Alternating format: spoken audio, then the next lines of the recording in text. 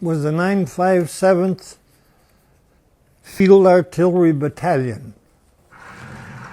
We were an independent battalion, could be assigned anywhere. And where did you go? I was, when we left Fargo, we went to Cheyenne, Wyoming. And that was pre-Pearl Harbor time. And Pearl Harbor happened on a Sunday, and on Thursday we were on our way to Fort Lewis, Washington by truck convoy. We went by truck convoy to Fort Lewis, Washington, and we were there for a little over a year. My first child was born there. We boarded ship at Southampton, and they took us out of the harbor, and we sat for a while. And I was the first sergeant, so I was carrying the orderly room, and I was so pooped out. There was a command car on the deck of the LST that we crossed the channel on, and I climbed in the back seat of that command car and fell asleep. And when I woke up, I said, "Didn't we leave?" And they said, "Hey, buddy, that's France." I slept across the English Channel. Some people have swum across it, but I slept across it. And on D6, we landed at Utah Beach. And the first town that we hit was a little burg called San Miraglisse. And that's the way the French pronounced it. We'd call it Saint Miraglisse. If you have ever seen the movie The Longest Day, the paratrooper that came down and got caught on that church, that's Saint Miraglisse. In the movie, that was played by Red Buttons. And the Germans shot at him a few times, but they thought he was dead. He played dead up there, and he got down. He was finally taken down, and he lived through it. So that must have been quite an experience for him. I was the first sergeant. I had a service battery. In the artillery, a battery is the equivalent of a company in the infantry.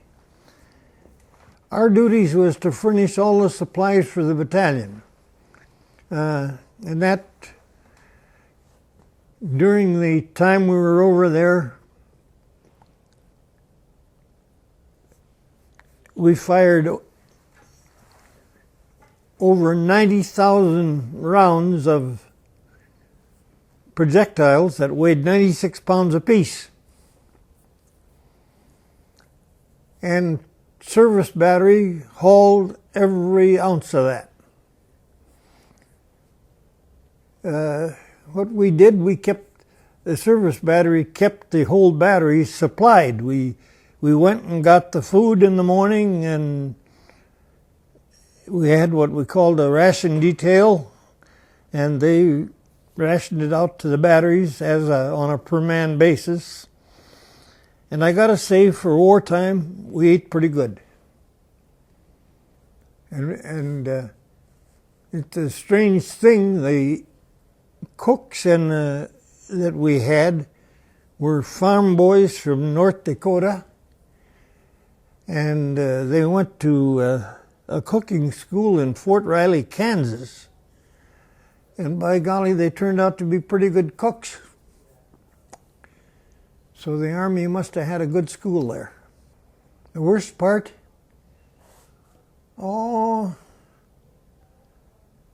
couple times we got strafed by our own Air Force, and that was a little harassment, but we didn't lose any men over it, so that came out all right. We would just go and commandeer housing from the German people. We'd tell them they can live in the basement or or they can move out, and we'd take their house. And we did a lot of that, but we did a lot of sleeping out too, or we moved out of some very nice quarters when the Ardennes battle, known as the Battle of the Bulge, came. We lived in this beautiful house, and we had 2 other houses to house our whole battery. And the next night, when the Bulge came, the Ardennes, or whatever you want to call it, we were sleeping on the ground. It was quite a letdown. How about, how long were you over there? Did you spend your whole time in France? 23 months. 23 months? Well, that was from the beach all the way through. Yeah, we wound up in, I was in 5 major battles, and I can't name them all. It was Normandy, and then there was a European campaign, and there was Ardennes, and then there was another one that had the word Europe in it. And I can't remember the last one, but it was 5 major battles. And we were commanded by a West Pointer by the name of Collins, a very distinguished military family. Most of them were graduates of West Point, as was ours. Their uncle, Lightning Joe Collins, was a 7th Corps commander and later became the commander-in-chief for the entire army. They were kind of a family of generals, and the youngest brother, Michael Collins, was the Collins that flew to the moon. So they were a distinguished family, and it was a strange thing. West Pointers weren't real fond of National Guard soldiers, and that's what we were. And Colonel Collins at the time, he later became General Collins, when he became so fond of his North Dakota National Guard that he came to every one of our reunions until he died. I did have the pleasure of meeting, I should have brought that picture along, the Collins that was Chief of Staff. Oh, I have an endorsed picture from him. nice. I wish I brought it. Tell me a little bit about your Guard career. You started in 1934? 1934, I joined the Guard. I was just, I turned 18 in October, but I had been in the Guard probably 5 months by then. And you had an option? Well, that was the old 164th Infantry that did their fighting in the South Pacific. And my time ran out, and I was going to re-up, and there's a to-be officer in the artillery told me not to. He said, I want you in the artillery. And so I got into a brand new artillery outfit, so my promotions were quick. I was a 3-striper in 3 weeks. And I was a technical sergeant, which they now call first class sergeants, don't they? In the Army, probably. Yeah. And anyway, I took a lateral move to first sergeant. But it turned out to be a good move because later in the year they gave the first sergeants another rocker to make them equal to master sergeants. And I got that, and that was a good raise in pay too, and I was married so I could use it. Tell me a little bit about the liberation of the Belgian women. That's unmentionable. Belgium is where you celebrated D-Day or no? Or V-Day? No.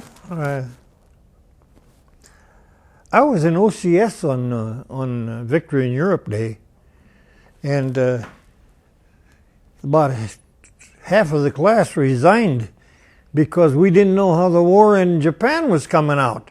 And nobody knew anything about that bomb at that time either. So when the war in Europe was over, if you got out of that school, if you got your commission, they were going to send you to Japan. So a bunch of us resigned the OCS. So, but then, as it turned out, we'd have been money ahead to take the commissions, and because when they released that bomb, that took care of things in a hurry. Did you get involved with the postal unit? After I was out. Oh, okay. The Army was forming what they called affiliated units at the time, because they had so many complaints about taking a mechanic and making a cook out of him that they were going to take the men that had the experience already. And I joined a postal unit, and I served one hitch in that, in the reserve. And the Army made another move and told us we were going to get put into a trucking outfit, and my time was up, and I said, I don't want to go trucking. I said, so give me my discharge. And that was the end of my Army career. But I'm not sorry for it. It was an experience. And I maintain that we were good soldiers because we had come through the 30s Depression. And so we were a tough lot. Tell me a little bit about your history, where you grew up and your family. I've been in Fargo area since 1925. And came here when I was 9 years old and got my schooling here. I graduated from high school and I started the agricultural college, and money was hard to come by, and so I dropped out there, went to work. I spent a career in the post office where I was 28 years carrying mail. And I retired from there quite young. I was only between 56 and 57 years old. And I had picked up a real estate license probably 6 years before that. At that time you had to go to Minneapolis to write the real estate exam for Minnesota, and go to Bismarck to write it for North Dakota. Nowadays, if you got one license, they'll allow you reciprocity for the other one. And then, so I sold real estate for about 20 years and then fully retired. And I've been lazy ever since. When did you get married? Well, 1941. So when you got out? No. Right before you went in? No, well, shortly after. Okay. I was engaged to my lady from Fargo, and she came out to Cheyenne. We got married there. And how old are you? 94 years of age. Wow. When they say birthday, I say 10, 15, 16. So you just had it. You just turned. Congratulations. Yeah. Happy birthday. Yeah. What's it feel like to be a military serviceman? Well, it's. I was always proud of my military service. Can't say you were glad that there was a war, but it made men out of boys in a hurry, and I still believe in universal military training. When a guy becomes 19 or when he graduates from high school, in my eyes, he should do about 6 months of active duty and then finish out 5 years in the reserve. And that takes the mama's boy out of him, too. Are you going to run for president? It's a little late in life for that. I don't know. You look pretty good. Oh, Orville Block. Orville Block. There you go. I was in the CCs in the 30s. A thing called in the Depression, FDR created what they called a Civilian Conservation Corps, which was shortened quickly to the Cs. And in the Cs, we had a little fellow that was barely tall enough to get in the Army. And his name was Orville Block. And he came to Fargo after the CC stint and went to the college here and got a commission and went on to win the Congressional Medal of Honor. I'm proud to have known him. He died many years ago. When he died, he was a full colonel.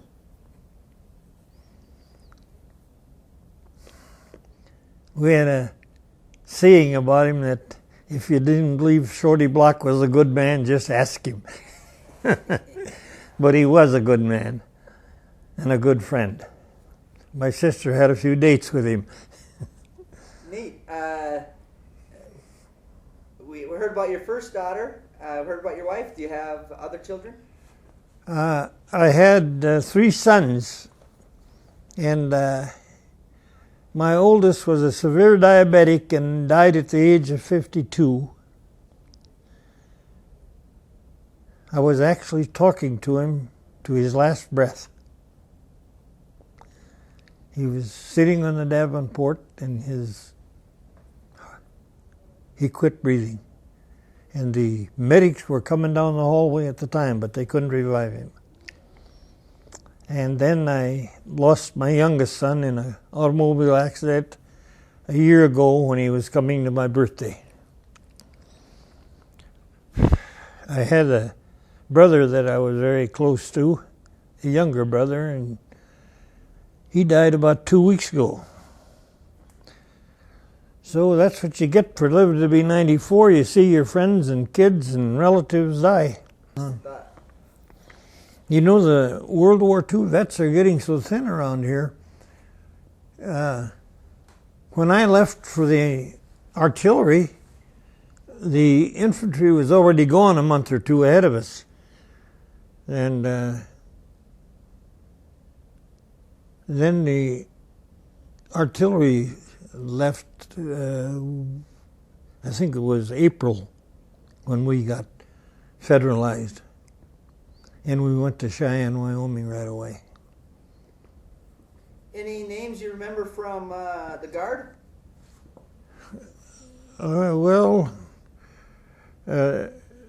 The captain of headquarters company in the 164th Infantry was a guy named Art Narum. And then there was a lieutenant in there that was by the name of Art Schmitz. But Schmitz switched over to the artillery. He went with us. And then he didn't stay with us, though. He didn't go overseas with us. I don't know what happened to him. How about the honor flight? Well, the honor flight, that was great. The best friend I got out of that was Kelly. And who is Kelly? Kelly Lipp. She was the hostess or airline attendant that was on that flight both directions. And we've become friends with she and her husband.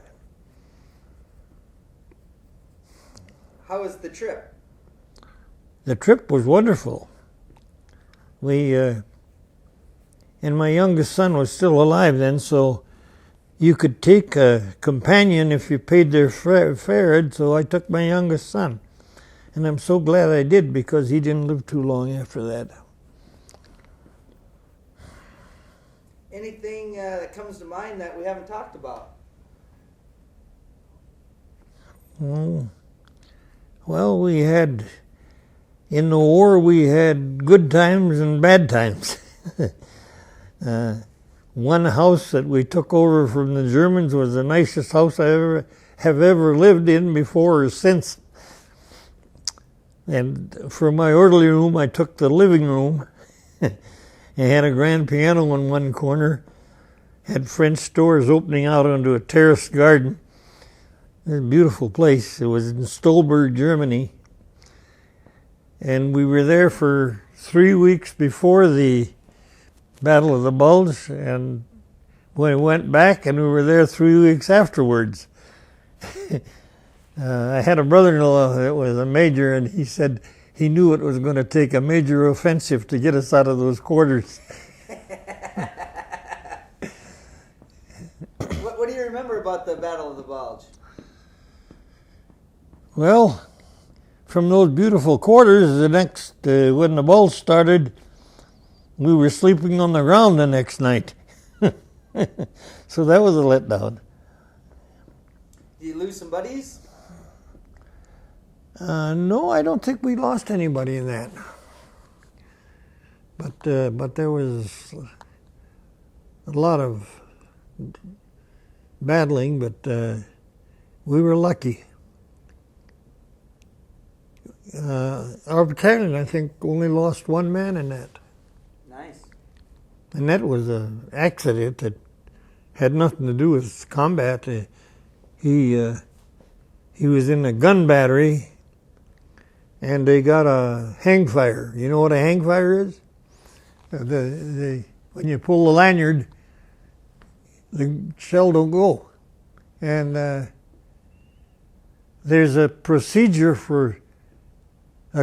procedure for correcting that. But instead of doing the correct procedure, he just reached for that lanyard, and that shell went off, and that recoil got him. So that was a quick ending. But 90,000 rounds, I think 93 was the count, but it was over 90. Of those 96-pound shells, they had to get somebody in Germany. Sure.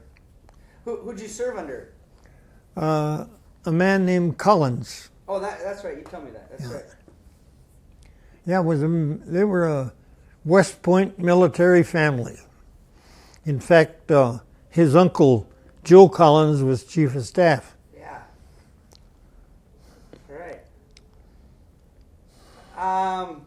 I had the pleasure of meeting Joe Collins personally. He came to one of our reunions in North Dakota. Our West Point Collins, did I tell you, was... Yeah. Yeah. Yeah, that's awesome. Yeah. He was a pointer, but he sure liked his North Dakota boys. That's good. That's good. We showed him where the good soldiers came from. That is excellent. That is excellent. That about does it for me, unless you can think of something else. Well, there's some things I can't tell you. Yeah, sure. I understand that. I might have to buy you a beer. Well, I suspended that many years ago. You don't drink coffee, you don't drink beer, there's no reason to live. Oh, yes, there is. Yeah, life's been good to me. Oh, that's good. I always had a job. I was never unemployed. And you had a family. And I had a family. I still got 2 of them. That's great. And I got 3 grandchildren and 4 great-grandchildren. Gotta like that. How old are they? Do you remember? Well, the grandchildren have grown up and married and got occupations. And the great-grandkids, they're elementary school kids. And the granddaughter and her husband are both school teachers in California. And my grandson has got some kind of a business going that I don't understand, but he seems to live well. So it must be all right. Do you remember the first president you voted for?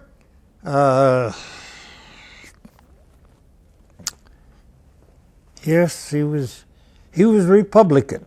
Ah. The only Democrat I ever voted for was Harry Truman. And I'm General Truman, right?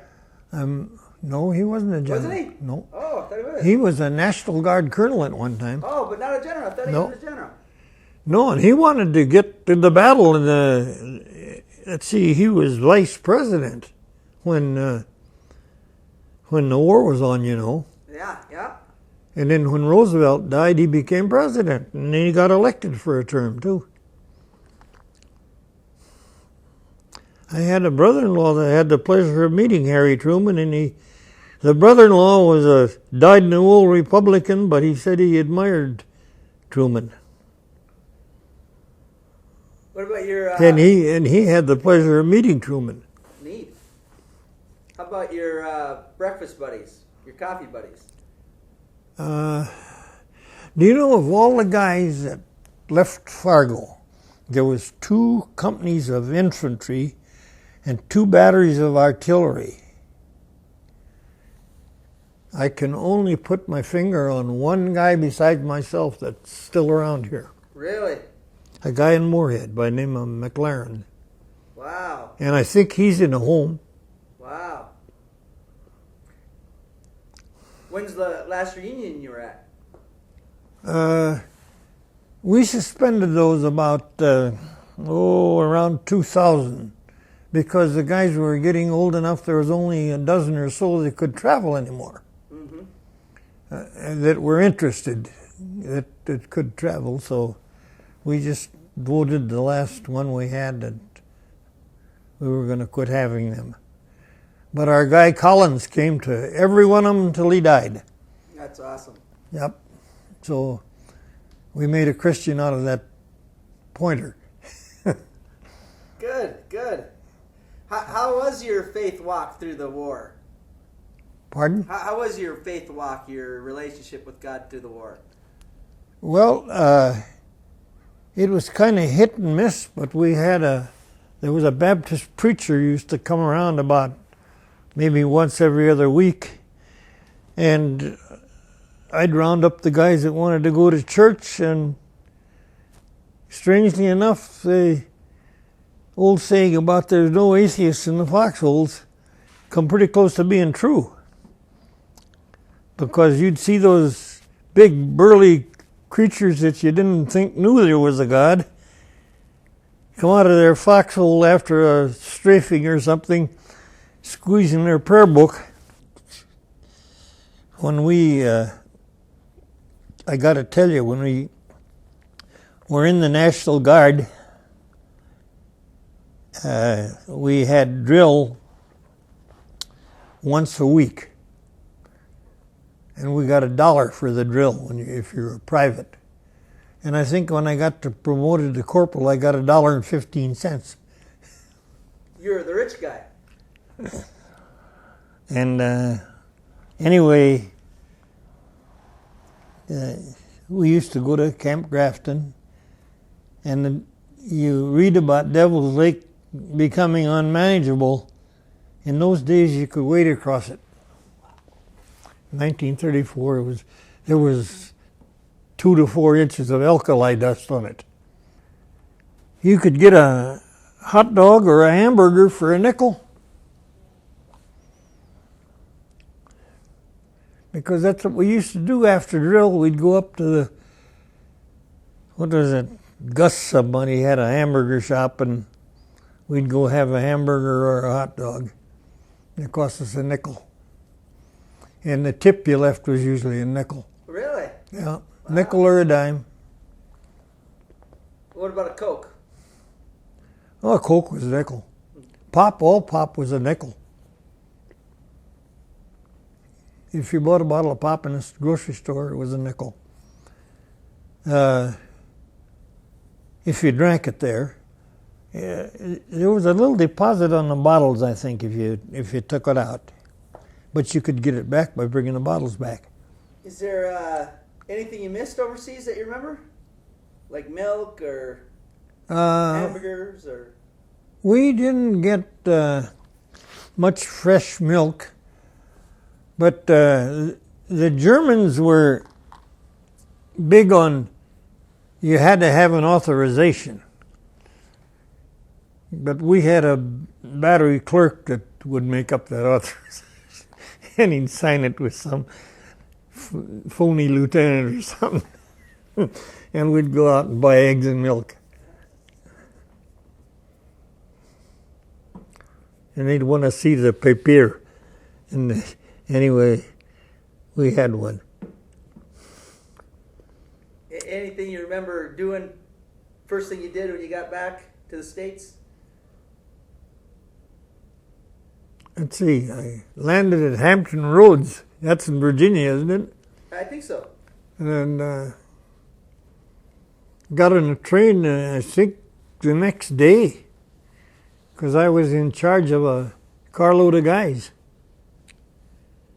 I had all the service records, and when we got in the train car, I got at one end and I said, I got your service records and I'm going to turn them in that way, and if you're not there, you're AWOL. And one guy got off in Chicago, but by golly, when we got to, what was the camp in Wisconsin? Volk Field? Huh? Volk Field or? No. It's down by Winona, Minnesota. Sparta. That's where we got discharged from the Army. And my wife was in Sparta to meet me. Nice. Mm-hmm. Did you come right back to Fargo then, or did you? Yeah, we weren't going to. We were going to spend a week in Minneapolis, but her mother was having surgery, so we had to come home right away. And did you have any kids at the time? Yeah, I had the daughter. The daughter, that's right. Yeah. Yep, that daughter is turning 68 years old this year.